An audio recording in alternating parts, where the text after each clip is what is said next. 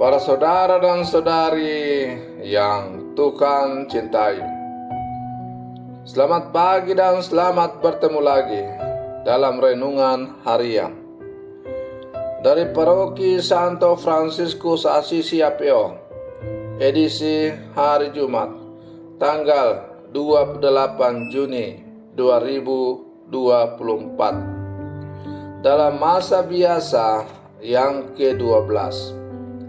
Hari ini Gereja Semesta memperingati peringatan wajib Santo Irenaeus, uskup dan martir. Mengawali hari yang baru ini, kita hendak mendengar dan merenungkan sabda Tuhan. Marilah sebelum kita mendengar dan merenungkan sabda Tuhan, kita berdoa. Dalam nama Bapa dan Putra dan Roh Kudus. Amin. Allah Bapa, sumber kedamaian sejati, Engkau telah menganugerahkan Santo Irenaeus, uskup rahmat, untuk meneguhkan gerejamu dalam kebenaran dan damai. Semoga berkat doanya, kami yang telah diperbarui dalam iman dan kasih selalu penuh perhatian untuk memajukan kesatuan dan kerukunan. Bersabdalah ya Tuhan, kami siap mendengarkan. Terpujilah Engkau Bapa, Putra dan Roh Kudus, kini dan sepanjang segala masa. Amin. Para saudara dan saudari yang Tuhan cintai, sabda Tuhan yang hendak kita dengar dan kita renungkan untuk mengawali hari yang baru ini diambil dari Injil Matius pasal 8 ayat 1 sampai 4. Tuhan bersamamu. Inilah Injil suci menurut Matius. Setelah Yesus turun dari bukit, banyak orang berbondong-bondong mengikuti Dia. Maka datanglah kepadanya seorang yang sakit kusta. Ia sujud menyembah Yesus dan berkata, "Tuan, jika Tuhan mau, Tuhan dapat mentahirkan daku." Yesus lalu mengulurkan tangannya, menjamah orang itu dan berkata, "Aku mau, jadilah engkau tahir." Seketika itu juga tahirlah orang itu dari kustanya. Lalu Yesus berkata kepadanya, "Ingatlah, jangan engkau memberitahukan hal ini kepada siapapun, tetapi pergilah, perlihatkanlah dirimu kepada imam dan persembahkanlah persembahan yang diperintahkan Musa sebagai bukti bagi mereka." Demikianlah sabda Tuhan.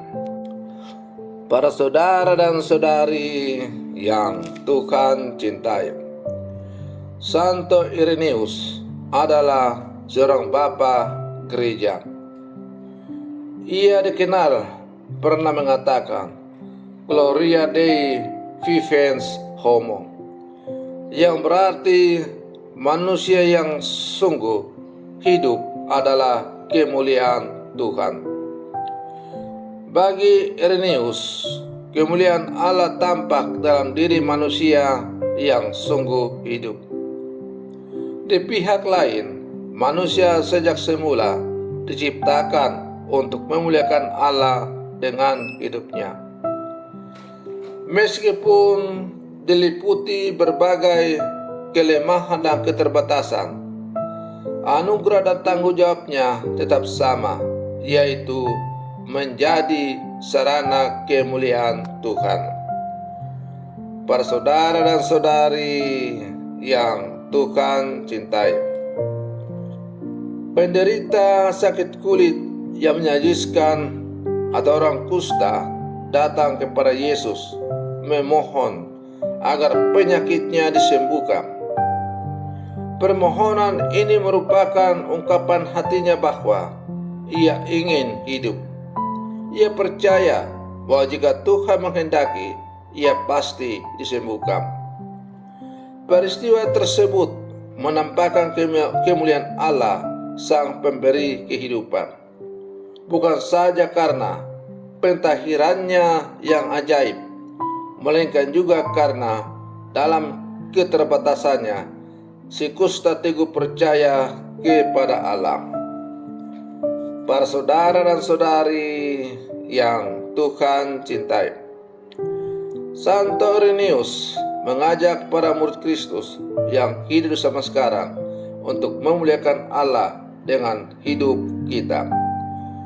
Itu berarti bukan sekedar dengan kata-kata, puji-pujian, dan ibadah, melainkan dalam seluruh gerak hidup jasmani kita, baik dalam kata, pujian, ibadah, maupun lewat perbuatan, pilihan hidup, komitmen, pekerjaan, dan segala aspek kehidupan kita.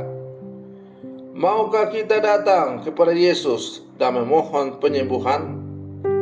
Para saudara dan saudari yang Tuhan cintai, dalam menjalani kehidupan kita sebagai orang-orang percaya, terkadang memang kita mengalami kesakitan, kita kusta, kita lumpuh, kita tidak berdaya menghadapi berbagai macam-macam tantangan yang silih datang menghantam kehidupan kita sebagai gelombang yang tiada hentinya. Tetapi jangan pernah surut, jangan bimbang hatimu, jangan menangis dan kecewa. Tuhan kita adalah Tuhan yang luar biasa. Apabila kita sungguh percaya bahwa Tuhan yang kita imani adalah Tuhan yang luar biasa, maka datanglah kepada Yesus dan berkata, Tuhan, jika Engkau mau, maka Engkau dapat menyembuhkan aku. Maka Tuhan pasti akan menjawab, aku mau, sembuhlah. Kalau kita sungguh mau semakin hidup sesuai dengan apa yang diharapkan oleh Tuhan, maka tidak ada jalan lain selain selalu datang dan berseru kepada Yesus, Tuhan, jika Engkau mau, Engkau dapat menyembuhkan aku. Tuhan, jadikanlah kehendak-Mu menjadi satu-satunya kehendakku dalam seluruh kehidupanku. Tuhan, semakin jadikanlah aku menjadi orang yang semakin beriman di hadapan-Mu. Mari kita terus berlangkah maju bersama, bergandengan tangan, semakin menghidupi iman kita sebagai murid-murid Yesus yang hidup bersama sekarang. Semoga pada akhirnya kita akan mencapai kemuliaan bersama dengan Tuhan dan menikmati hidup berbahagia bersama dengan Dia. Selamat pagi, Tuhan Yesus memberkati.